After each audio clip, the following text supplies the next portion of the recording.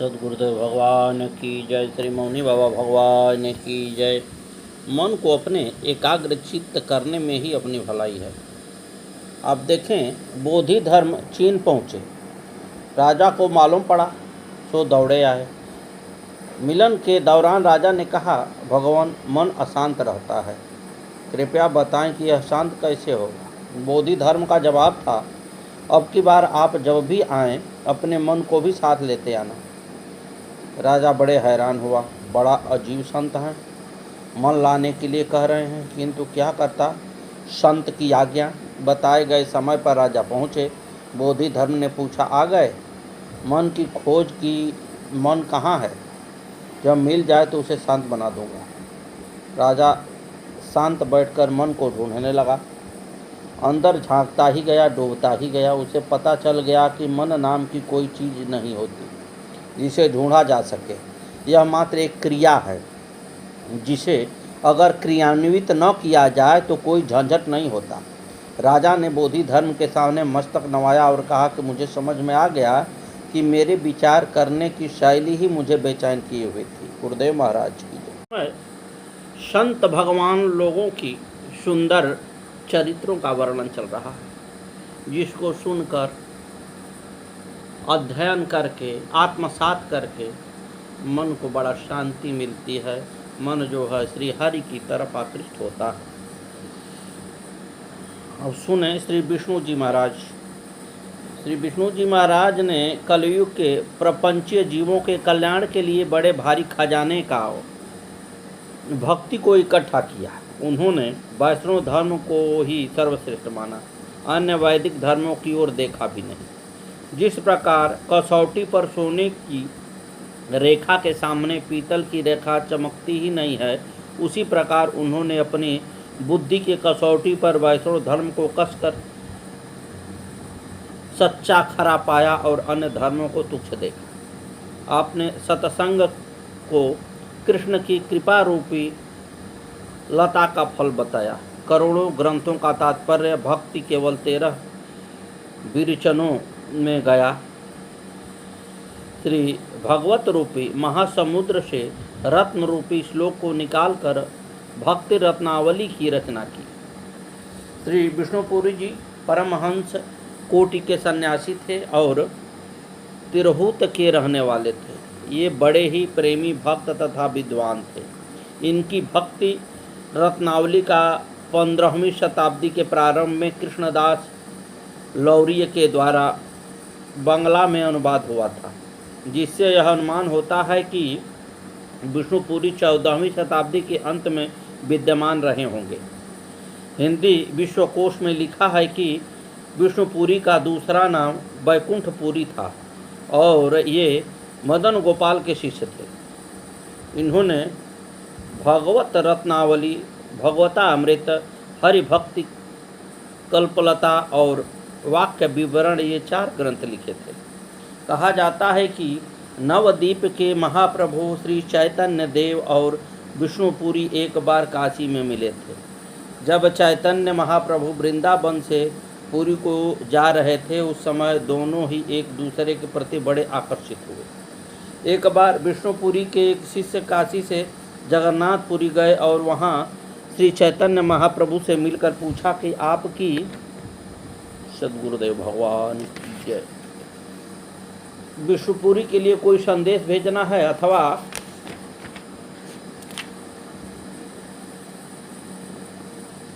उनसे कोई प्रार्थना करनी हो तो कृपा कर बताएं। तब श्री चैतन्य देव ने सभी वैष्णवों के सामने उस शिष्य के द्वारा विष्णुपुरी को यह कहला भेजा कि आप हमारे लिए एक सुंदर रत्नावली भेजिए। श्री चैतन्य महाप्रभु जैसे महान त्यागी के मुख से इस प्रकार के शब्द सुनकर उनके साथियों को बड़ा आश्चर्य हुआ, परंतु उन्हें डर के मारे कुछ कहने का साहस नहीं हुआ। कुछ दिन बीत जाने पर विष्णुपुरी का वही शिष्य फिर जगन्नाथपुरी आया और महाप्रभु के हाथों में एक पुस्तक देकर बोला कि गुरुदेव ने आपके आदेशानुसार यह रत्नावली आपकी सेवा में भेजी है। यह सुनकर महाप्रभु के साथियों को बड़ी प्रसन्नता हुई और उन्होंने महाप्रभु के आशय को न समझ सकने पर बड़ा पश्चाताप किया। श्री चैतन्य महाप्रभु ने उस रत्नावली को भगवान श्री नीलाचलनाथ के चरणों में रख दिया। एक बार विष्णुपुरी इस पुस्तक के संबंध में एक कथा यह भी है कि संत विष्णुपुरी के एक मित्र थे माधव दास। उन्होंने एक बार विष्णुपुरी से एक अनोखे ढंग की रत्नावली मांगी जिसका धारण करने से सुख मिले। अपने उन्हीं मित्र के अनुरोध से विष्णुपुरी ने कुछ चुने हुए रत्नों को संग्रहित कर उन्हें पुरुषोत्तम क्षेत्र भेज दिया जहां उनके मित्र रहते थे। भक्ति रत्नावली में भागवत में नवधा भक्ति विषय कई सुंदर वाक्य संग्रहित किए गए हैं और उन्हें विषय के अनुसार 13 भागों में विभक्त किया गया है। प्रत्येक भाग का नाम विरेचन रखा गया है। जो लोग पूरी भागवत नहीं पढ़ सकते उनके लिए यह ग्रंथ बड़े काम का है। अपने ग्रंथ के संबंध में स्वयं लिखते हैं कि मैं चाहे कितना भी यज्ञ एवं अल्प बुद्धि होऊं, मेरे इस प्रयास का भक्त लोग अवश्य आदर करेंगे। मधुमक्खी में कितनी बुद्धि है और क्या क्या गुण हैं, इस बात को कोई नहीं पूछता, किंतु उसके द्वारा संचित मधु का बड़ी ही चाव से आस्वाद करता रहता है। भक्ति रत्नावली पर कई टीकाएँ मिलती हैं। इनमें से पहली टीका श्रीधर द्वारा संस्कृत में लिखी गई है, इसका नाम है कांतिमाला। दूसरी टीका हिंदी गद्य में लिखी गई है। तीसरी टीका हिंदी के दोहे चौपाई में लिखी गई है, उसका नाम है भक्ति प्रकाशिका। इसके अतिरिक्त भक्ति रत्नावली पर 2 टीकाएँ गुजराती में भी मिलती हैं। भक्ति प्रकाशिका के अनुसार भक्ति रत्नावली के विरचनों में निम्नलिखित विषयों का वर्णन हुआ है। पहले विरचन में भक्ति की महिमा का वर्णन हुआ है। दूसरे में महापुरुषों के तथा उनके संग के प्रभाव का वर्णन हुआ है। तीसरे विरचन में भक्ति के कई भेद बताए गए हैं। चौथे से लेकर 12वें विचरण तक नवधा भक्ति का अलग अलग वर्णन है और 13वें विचरण में शरणागति का वर्णन है। श्री विष्णु स्वामी संप्रदाय के अनुयायी सुदृढ़ विचार एवं गंभीर मति वाले श्री ज्ञानदेव जी हुए। श्री नामदेव जी और श्री त्रिलोचन जी उनके शिष्य थे, जो सूर्य और चंद्रमा के समान भक्त जगत को प्रकाशित करने वाले थे। श्री ज्ञानदेव जी की वाणी गंगा जी की समान पवित्र थी। उनकी काव्य रचना गीता की टीका, ज्ञानेश्वरी एवं अभंगादि तो मानो भगवत प्रेम की खानी थी। आचार्य तथा हरि भक्तों का आप में अपार बल था। आप सभी को आनंदित करने वाले थे। श्री पृथु जी की अर्चन पद्धति के अनुसार उपासना करने वाले परम प्रसिद्ध श्री बल्बाचार्य जी इसी संप्रदाय में हुए। वे नवधा भक्ति को प्रधान मानकर सुदृढ़ भाव से भगवत सेवा करते थे। उन्हें मन, वाणी और कर्म से भगवान के चरणों में प्रीति थी। श्री विष्णु स्वामी संप्रदाय के अनुयायी अति ही गंभीर बुद्धि वाले श्री ज्ञानदेव जी नामक संत थे। इनके पिताजी श्री विठल पंत ने गृहस्थाश्रम को त्याग कर संन्यास ले लिया और श्री गुरुदेव से झूठे बोल दिया कि मेरी स्त्री नहीं है, मैं गुरु करना चाहता हूँ। बाद में स्त्री ने सन्यासी होने की बात सुनी, तब वह आई और उसने उनके गुस्से से सब बात कही। तब गुरुजी जाना कि इसने मिथ्या बोलकर मुझसे संन्यास लिया है। स्त्री ने कहा कि प्रभु, आप इनका हाथ पकड़कर मेरे साथ कर दीजिए। इस प्रकार वह उन्हें घर ले गई। इससे कुटुंबी लोग अत्यंत रुष्ट हुए और इन्हें उन लोगों ने जाति पात से बाहर निकाल दिया। अब ये समाज से अलग रहने लगे, परंतु इनके मन में किसी प्रकार का दुख नहीं था, क्योंकि इन्होंने गुरु की आज्ञा से पुनः गृहस्थाश्रम में प्रवेश किया था। श्री विठल पंत के द्वितीय पुत्र श्री निवृत्तनाथ के छोटे भाई श्री ज्ञानेश्वर नाथ का जन्म 1332 ईस्वी भाद्र कृष्णाष्टमी की मध्यरात में हुआ था। जब ये 5 वर्ष के तभी इनके माता पिता धर्म मर्यादा की रक्षा के लिए त्रिवेणी संगम में अपने शरीर को छोड़कर यह लोक से चले गए थे। श्री ज्ञानेश्वर से छोटे सोपान उस समय 4 वर्ष के और सबसे छोटा बहन मुक्ताबाई 3 वर्ष की थी। इस तरह ये चारों बालक बचपन में ही माता पिता के बिना अनाथ हो गए थे, परंतु इनका चरित्र देखने से ऐसा मालूम होता है कि ये चारों भाई बहन इस प्रकार बाह्यतः नाथों की सी अवस्था में ही नाथों के नाथ सकल लोकनाथ का कार्य करने के लिए आए हुए महान आत्मा थे। ये मातृ पितृ विहीन बालक कच्चा अन्न भिक्षा में मांग कर लाते और उससे जीवन निर्वहन करते हुए सदा भगवत भजन, भगवत कथा कीर्तन और भगवत चर्चा में ही अपना सब कुछ व्यतीत करते।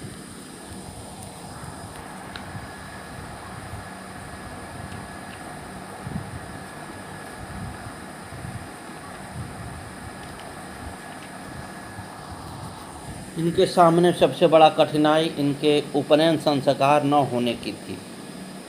उसके लिए आलंदी के ब्राह्मण इन्हें सन्यासी के लड़के जानकर अनुकूल नहीं थे, परंतु इनके साधु जीवन का प्रभाव उन पर दिन दिन अधिक पड़ रहा था और वह विठल पंत तथा रुक्मिणी बाई ने अलौकिक रूप से अपना देह विसर्जन कर दिया। तब तो उन ब्राह्मणों पर इसका और भी गहरा प्रभाव पड़ा। उनके हृदय में इस बालकों के प्रति सहानुभूति उत्पन्न हो गई और उन्होंने इन्हें सलाह दी कि तुम लोग पैठण जाओ, वहाँ के विद्वान शास्त्रज्ञ यदि तुम्हारे उपनयन की व्यवस्था दे देंगे तो हम लोग भी उसे मान लेंगे। अतः ये लोग पैदल यात्रा करके भगवान नाम संकीर्तन करते हुए पैठण पहुँचे। वहाँ इनके लिए ब्राह्मणों की सभा हुई, परंतु सभा में यही निश्चय हुआ कि इन बालकों की शुद्धि और किसी तरह भी नहीं हो सकती, केवल एक उपाय और वह है विसृजं समयमानान् श्वान दृश्यं वीडां च लौकिकं प्रणयेद्दण्डवतं भूमा वाष्पचण्डाल गोखरम।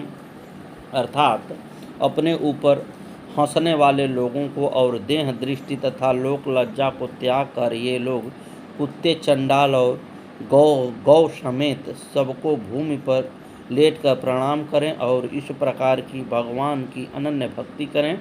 इस निर्णय को सुनकर चारों भाई बहन संतुष्ट हो गए। निवृत्तिनाथ ने कहा, ठीक है। सोपान और मुक्ता ने कहा, यह बड़े आनंद की बात है। और ज्ञानेश्वर गंभीरतापूर्वक बोले, आप लोग जो कहें स्वीकार है। वहाँ से चारों भाई बहन लौटने को ही थे कि कुछ दुष्टों ने उनसे छेड़छाड़ आरंभ कर दी। ज्ञानदेव से किसी ने पूछा, तुम्हारा क्या नाम है? उत्तर मिला, ज्ञानदेव। पास ही एक भैंसा था। उसकी ओर संकेत करके एक भले आदमी ने इनको ताना मारा कि यहाँ तो यही ज्ञानदेव है, दिन भर बेचारा ज्ञान का ही तो बोझा ढोया करता है। कहिए देवता, क्या आप भी ऐसे ही ज्ञानदेव हैं? ज्ञानदेव ने कहा, हाँ हाँ, इसमें संदेह ही क्या है, यह तो मेरा ही आत्मा है, इसमें मुझमें कोई भेद नहीं।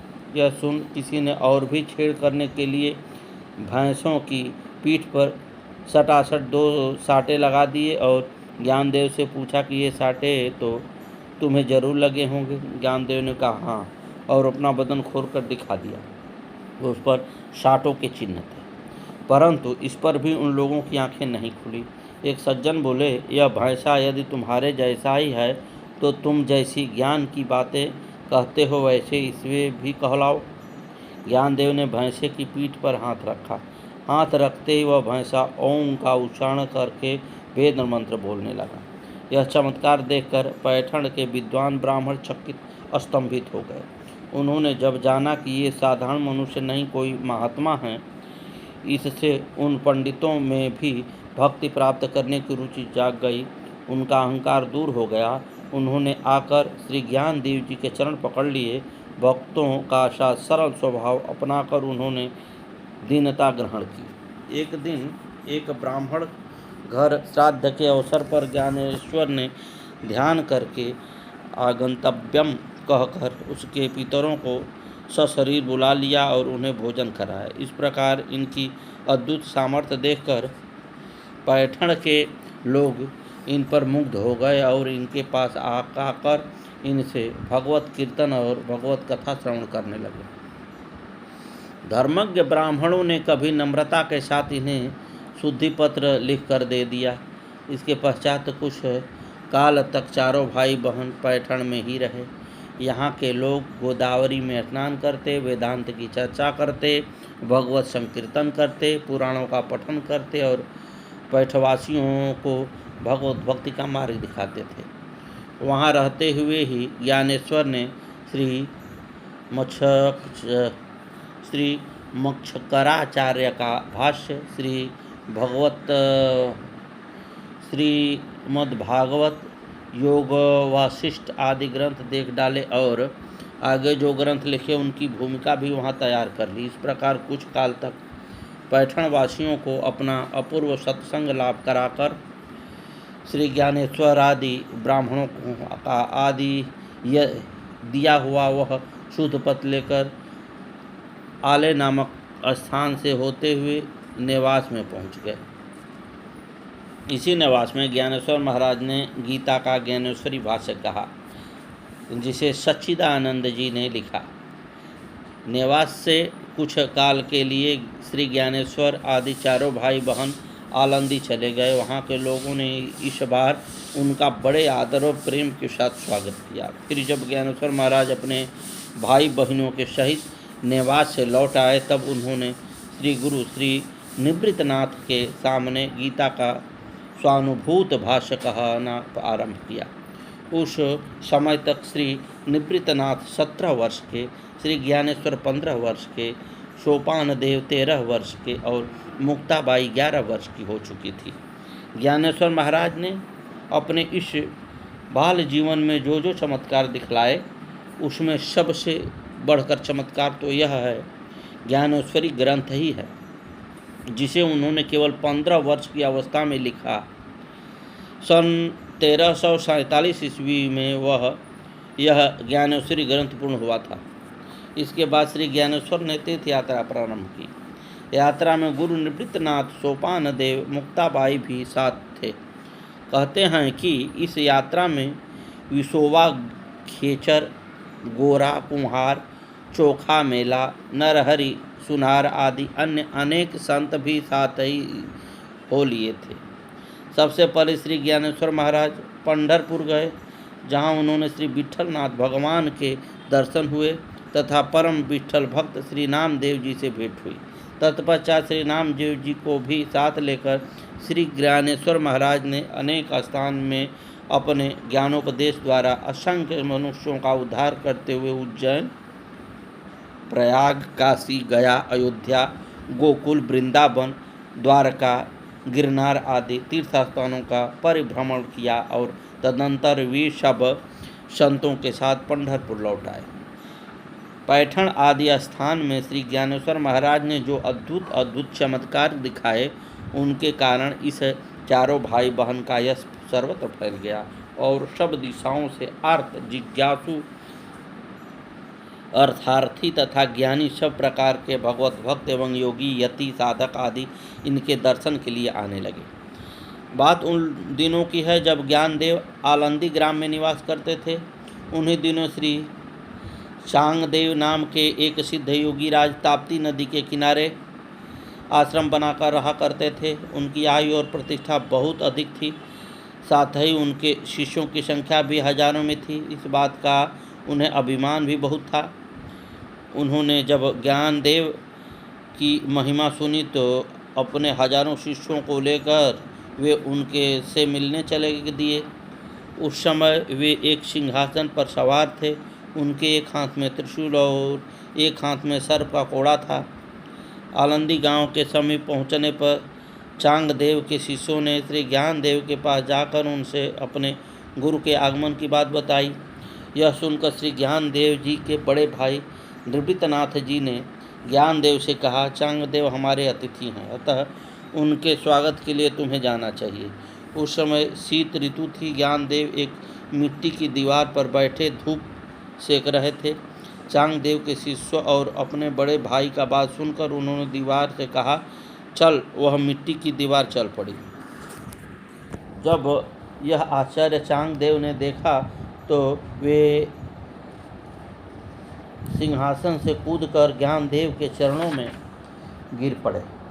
उनका सिद्धि का अभिमान विगलित हो गया। उन्हें लगा कि सिंह तो एक चेतन प्राणी है, उन्हें वश में करना बहुत बड़ी बात है, परंतु ज्ञानदेव की महिमा तो अपार है, उन्होंने तो जड़ दीवार को ही चेतन बना लिया है। श्री ज्ञानदेव जी ने उन्हें उठाया। उनकी कृपा दृष्टि पड़ते ही चांद देव में भक्ति का संचार हो गया। उनकी आँखों में प्रेमाश्रु भर आए और शरीर में रोमांच आ गया। इसी प्रकार श्री ज्ञानदेव जी ने बहुत से लोगों को भगवत भक्ति का उपदेश देकर भगवत सम्मुख किया। कुल 21 वर्ष 30 माह 5 दिन की अल्प अवस्था में अर्थात संभवत 1343 ईस्वी मार्गशीर्ष कृष्ण 13 को श्री ज्ञानेश्वर महाराज ने जीवित समाधि ले ली और उनके समाधि लेने के बाद 1 वर्ष के भीतर ही सोपान देव, चांगदेव, मुक्ताबाई और निवृत्तनाथ भी एक एक करके इस लोक से परम धाम को पधार गए। श्री ज्ञानेश्वर महाराज के यह 4 ग्रंथ बहुत प्रसिद्ध हैं। भावार्थ दीपिका अर्थात ज्ञानेश्वरी, अमृतानुभव, हरिपाठ के अभंग तथा चांगदेव पासठी। इनके अतिरिक्त उन्होंने योग वशिष्ठ पर एक अभंग वृत्त की टीका भी लिखी थी, पर अभी तक वह उपलब्ध नहीं हुई है। श्री गुरुदेव महाराज की जय। आगे की कथा पर जय जय श्री सीताराम।